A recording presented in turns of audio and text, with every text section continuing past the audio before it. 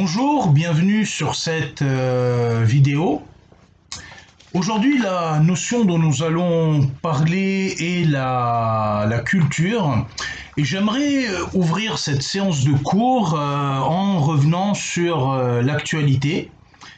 Le 25 mai 2020, à Minneapolis, George Floyd est interpellé par 4 policiers. Il est menotté, immobilisé au sol, il a le genou de l'un des policiers sur son cou. La scène est filmée. George Floyd s'exclame à plusieurs reprises « I don't breathe », je ne peux pas respirer. Des gens, dont on dira d'ailleurs très peu qu'ils sont autant blancs, je mets des guillemets à ce terme, que non blancs. Il y a des gens qui s'interposent vis-à-vis de la police, qui demandent d'arrêter. Vous avez George Floyd qui ne bouge plus. Il est emmené en ambulance. Les images de son arrestation circulent sur les réseaux sociaux, là encore diffusées par des gens blancs, j'insiste, je mets des guillemets à ces termes, diffusées par des gens blancs et des gens non blancs, et on apprend que George Floyd est mort. Suite à cela, il va y avoir tout un ensemble de manifestations aux États-Unis, en Europe, des messages d'hommage qui sont rendus, des discours publics qui expriment leur indignation, leur tristesse, leur colère. Vous allez avoir en France une manifestation qui va réunir 40 000 personnes. Et l'objet de cette vidéo est de, quelque part, vouloir interroger certains discours qu'on a entendus dans ce contexte-là, et notamment des discours qui mettent en avant ce que j'appellerais une épistémologie, ça je l'appelle de manière provocante, une épistémologie de la blanchité ou une rhétorique de la blanchité. C'est-à-dire qu'aujourd'hui, il y a tout un tas de discours, que ce soit dans les médias, que ce soit dans les paroles de personnalités, également dans des textes des sciences sociales. Vous avez tout un tas de discours qui utilisent parfois sur le mode de l'allant de soi des termes tels que blanc, non blanc, race, racialisé, occident. Et l'objectif de cette vidéo est donc d'interroger cet usage de ces termes, d'interroger cette rhétorique de la blanchité qui prétend à une certaine validité. Alors, bien entendu, déconstruire, interroger intellectuellement cette rhétorique de la blanchité, utilisant sur le mode de l'allant de soi des termes tels que blanc, non blanc, race, et prétendant à une certaine validité, une certaine reconnaissance, éventuellement d'ailleurs scientifique du discours, pose problème. Alors bien évidemment, il s'agit de déconstruire ça, sans nier les pratiques, les discours racistes, sans nier l'existence d'une xénophobie qui pose problème, sans nier la présence de violences physiques et symboliques dans la société où nous évoluons. Mais peut-être, et là à l'instar de Max Weber, je cherchais mon livre, mais peut-être à l'instar de Max Weber, et notamment ce qu'il dit dans l'essai sur la théorie de la science, mais peut-être à l'instar de Max Weber, penser justement le racisme, le rejet de la culture de l'autre, la xénophobie, penser ça en prenant ses distances, comme le faisait Max Weber au début du XXe siècle, avec ce qu'il appelait, je cite, la frénésie moderne avide de créer des sciences nouvelles à partir de ce qu'on appelait à l'époque la biologie des races. Je voudrais vous lire un extrait très court, vous agitez pas. Oui, vous l'avez compris, cette vidéo s'adresse au TS7, TS8, TS9, TES2 et STMG2. On se souvient de cette année particulière. Donc je voulais vous lire un extrait de Max Weber, très court. Il est à espérer qu'un travail méthodiquement instruit réussira peu à peu à triompher de la position affirmant que nous ne savons rien tant que nous n'aurons pas ramené causalement les événements culturels à la race. Cette rhétorique opposant les blancs et les non-blancs, évoquant la race, terme que je mets entre guillemets, pose problème au moins pour 4 raisons. Et les 4 raisons que je vais évoquer, j'insiste sur ça, n'effacent bien évidemment pas la spécificité de certaines formes de domination et de discrimination dont peuvent souffrir par exemple des femmes de couleur appartenant aux classes sociales populaires et étant marginalisées dans la société. Bien évidemment, ça n'efface pas ça.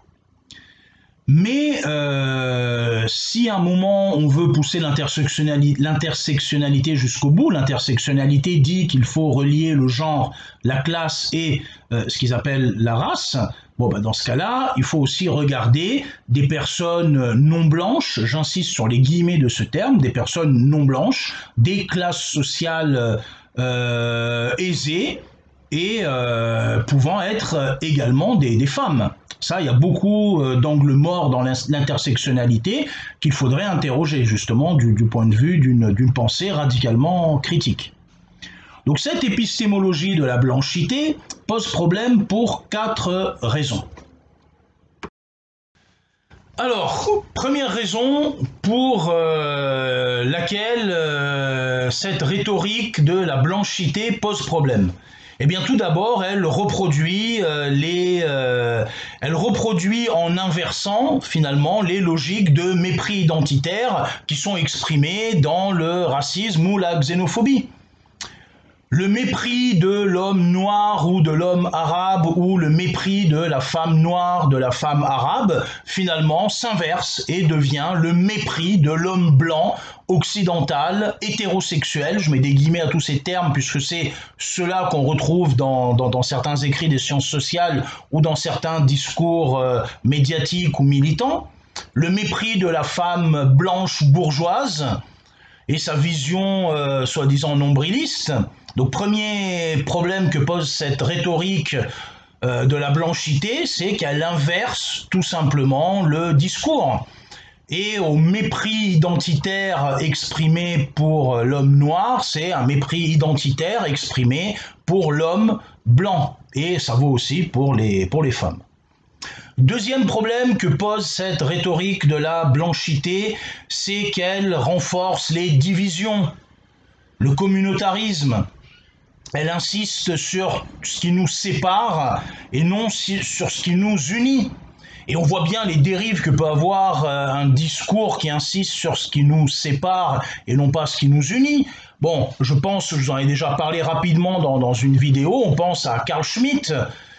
Carl Schmitt qui écrivait dans la notion de politique, justement, comment on définit le politique à travers la distinction entre l'ami et l'ennemi. Pour Carl Schmitt, quand il écrit ça dans les années 20, l'ami c'est l'allemand de la nation allemande et l'ennemi c'est le français de la nation française qui, pendant la guerre de 14-18, a repris à l'Allemagne l'Alsace et la Lorraine. L'ennemi, nous dit Carl Schmitt, c'est pas tant quelqu'un qu'il faut exterminer, c'est quelqu'un qu'on va désigner comme tel pour renforcer justement la cohésion du nous, de l'ami. Et on voit que cette vision antagoniste du politique a eu certaines dérives dans les écrits que Carl Schmitt écrit au moment où il rejoint le nazisme, où l'ami c'est l'arien et l'ennemi c'est le juif. Carl Schmitt écrit ça dans les pogroms, les autodafés et la mise en place des camps d'extermination et de concentration. Troisième raison pour laquelle l'épistémologie de la blanchité pose problème, eh bien c'est qu'elle rejette les coalitions, la mixité, voire même des solidarités. On n'est pas obligé d'être tous pareils, comme disait Judith Butler, pour lutter contre le racisme ou l'homophobie. À un moment, cette épistémologie de la blanchité rejette la mixité. Ça a été même dit ouvertement dans certaines manifestations scientifiques. On veut pas de blanc, on veut pas la mixité, on veut pas de blanc. Bon, ben ça, c'est quelque chose, à mon avis, qui peut poser problème, puisque ça favorise le culturalisme. Finalement, nous ne serions incarnés que par notre culture. Ça pose problème parce que ça renforce le repli sur soi sur une identité imaginaire, sur une communauté imaginaire, ou pour reprendre un terme d'Herbert Marcuse, une communauté unidimensionnelle, uniforme, homogène. Voilà, il y aurait nous, les Noirs, il y aurait nous, les Arabes, nous, les musulmans. Bon, ça pose problème, parce qu'on ne voit derrière, justement, derrière ce nous à prétention homogène, on ne voit ni ce que Jocelyne Dahlia appelle les islamités plurielles, on ne voit ni les différentes formes de migrants qui peuvent exister, depuis l'attachement à une culture arabe ou amazigh ou autre. On ne voit pas derrière ce qu'on appelle, nous les Noirs, les différents pays de l'Afrique centrale, de l'Est ou de l'Ouest, avec également les différentes origines, provenances ethniques et toutes les mixités qui peuvent en découler. Quand on dit à un moment les femmes racialisées sont victimes ou les hommes racialisés sont victimes de violences policières et dans certains cas de figure on ne peut pas nier ce qui est prouvé et démontré, mais limiter uniquement la façon de parler des personnes racialisées comme étant victimes de police occulte au moins deux choses. Déjà, tous les actes bénéfiques que peuvent faire certains agents de police, bon, il y en a quand même bien qui sauvent des vies ou qui, à un moment, vont au secours des gens ou à un moment qui veillent à protéger, il y a quand même ça aussi.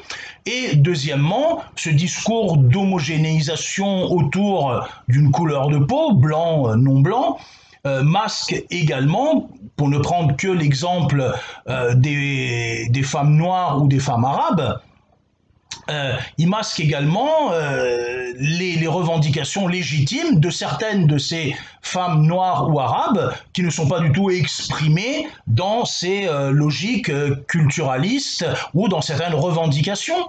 La femme qui a la cinquantaine, qui vit dans la cité, qui trouve pas de boulot, qui à un moment descend dans une cage d'escalier qui sent l'urine, qui en a marre de voir ses gosses fréquenter les dealers de la cité, qu'ils soient blancs ou non blancs, qui il y a 6 mois a vu sa bagnole brûlée par des jeunes qui voulaient en découdre avec la police et font cramer des bagnoles. Cette femme-là, son problème, c'est pas les violences policières. Cette femme-là, son problème, c'est tout ce que je viens de vous raconter. Et du coup, ça renvoie aux structures de la société. J'y reviendrai. Quatrième raison pour laquelle cette épistémologie de la blanchité pose problème, c'est parce qu'elle refuse tous les métissages, toutes les hybridités, toutes les fusions, tout ce qui peut avoir un moment de binational, de trinational, voire même d'apatride. C'est quand même des données qui semblent sacrément importantes. Aujourd'hui, on peut être multiple, j'y reviendrai. Alors, je pense par exemple à la lettre de Virginie Despentes, une auteure dont j'apprécie beaucoup les romans, les écrits et y compris certaines prises de position contre les injustices. En lisant sa lettre, donc lettre adressée à mes amis blancs qui ne voient pas où est le problème, j'ai été interpellé par tout un tas de choses. Alors il ne s'agit pas bien évidemment de nier les expériences vécues, les états de fait dont parle Virginie Despentes dans sa lettre. Lorsqu'elle dit par exemple la dernière fois que j'ai eu un contrôle d'identité, j'étais avec un ami arabe, la dernière fois qu'on a refusé de me servir dans un café, j'étais avec un ami arabe. Elle évoque aussi un ami noir qui s'est fait contrôler dont on a fait un contrôle d'identité à la gare au moment où il avait son train qu'il allait partir, pendant que la femme blanche bourgeoise fait son jogging. Il ne s'agit pas de nier, bien évidemment, ces états de fait, ce qu'ont vécu les personnes, et même il ne s'agit pas de nier également l'existence de statistiques faites par des organismes sérieux et indépendants sur toutes les discriminations qui peuvent exister, liées au genre, aux classes sociales, aux origines culturelles. Il ne s'agit pas du tout de nier ça. Mais il ne s'agit pas non plus d'occulter à partir de l'expérience vécue la pluralité justement des pratiques sociales existant dans toutes les sociétés composites qui sont les nôtres. Il m'est déjà arrivé de ne pas être contrôlé de ne pas avoir un contrôle d'identité par la police quand je suis avec un ami arabe ou noir. Il m'est arrivé d'aller à un café et d'être servi quand je suis avec des amis arabes ou noirs, que ce soit à Paris ou en province. Et en même temps, en lisant la lettre de Despentes, et quand elle parle de la femme blanche, moi j'ai repensé, voilà, puis je vais vous-même vous le faire sans note, comme ça je vais être spontané. J'ai repensé, lorsque nous sommes arrivés en France, mes parents, ma sœur, moi, on est une famille d'émigrés grecs, on est arrivé en France dans les années 70, et on s'est retrouvé effectivement dans un nouveau pays dont il fallait apprendre la langue, il fallait connaître les pratiques culturelles, il fallait vivre dans ce pays qui était la France avec un nom d'origine grecque, Zagagnaris. Mes parents ont toujours eu un accent grec et ils ont appris progressivement à parler la langue française. Et nous, on est quoi là-dedans? On est des blancs, on est des non-blancs. Moi, je refuse cette dichotomie. Je suis ni blanc ni non-blanc, je suis un être humain. Un parcours de vie, une famille. J'ai rencontré des gens magnifiques, qu'ils soient blancs ou non blancs, par exemple parmi mes professeurs, et j'ai rencontré également des gens méprisables, des gens xénophobes, des gens qui m'ont méprisé en tant qu'étranger, qu'ils soient blancs ou non blancs. J'ai eu des humiliations de professeurs, ensuite dans mon métier d'enseignant et également dans mes pratiques de recherche, je me suis confronté à la violence symbolique et parfois humiliante de chercheurs qui soient du public ou du privé, ou d'enseignants-chercheurs qui soient du public et du privé, et qu'ils soient blancs ou non blancs. Le problème est pas là. Le problème est justement dans les actes. Je vais y revenir. Le problème est dans les actes. Et du coup, moi, j'ai beaucoup de mal avec cette rhétorique de la blanchité. Et je pense que les questions, si on doit penser le racisme dans les pratiques de domination, eh bien dans ce cas-là, il faut relier ces pratiques de domination aux structures de pouvoir, et certainement pas à une identité, et encore pire, à une identité de peau. Et là, je voudrais lire un extrait du roman de Virginie Despentes, Vernon Subutex.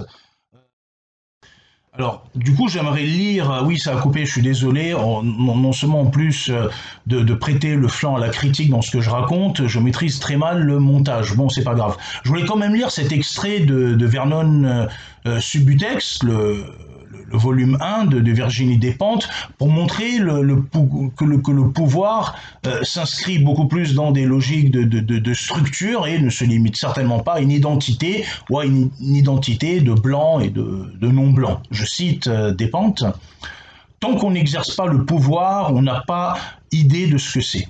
On pense que c'est s'asseoir à son bureau, donner des ordres, ne jamais être contrarié. On imagine que c'est une facilité. Au contraire, plus on s'approche du sommet, plus la lutte est rude. Plus on monte, plus les concessions coûtent. Et plus on doit en faire. » Avoir du pouvoir, c'est garder le sourire quand on se fait casser les côtes par plus puissant que soi. Les humiliations sont violentes tout en haut et personne n'est là pour vous écouter si vous avez envie de geindre. C'est la cour des grands, pas le bac à sable pour les petits agneaux. Seuls les tout petits chefs jouissent de leur pouvoir. Au-dessus, on ne connaît que la peur de se faire poignarder dans le dos, la rage des trahisons et le poison des fausses promesses.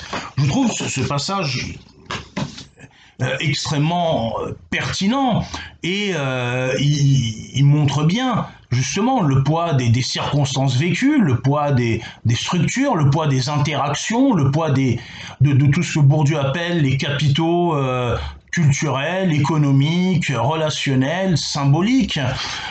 Et au passage, le personnage de Vernon Subutex, qui va à un moment se retrouver SDF après que son magasin de disques ait fait faillite, personnage moi qui m'interpelle beaucoup.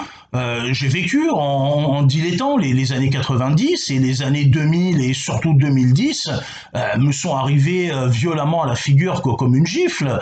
Et du coup, ce personnage, Vernon Subutex, qui va pas s'en rappeler, d'ailleurs, le personnage de Ten Spirit, adapté au cinéma d'une jolie façon, du moins à mon sens. Et donc, la question de la blanchité pose problème également de ce point de vue-là, parce qu'elle efface les structures, elle efface les circonstances, et elle empêche de voir justement la multipositionnalité des rapports de pouvoir et surtout la vulnérabilité intrinsèque à tous les êtres. Vernon Subutex, il est blanc. Je mets des guillemets à ce terme, il est blanc. Alors dans le prochain épisode, du coup, je vais réfléchir, je vais répondre à la question, qu'est-ce qu'un blanc? Allons-y, confrontons-nous à ça. Qu'est-ce qu'un blanc? Je répondrai ça en évoquant 2 points, et je vous montrerai que le fait que je porte une chemise blanche n'est pas du tout anodin, ça a un sens, et je dirai ça dans l'épisode 2. Merci de nous avoir suivis et prenez soin de vous. À très bientôt.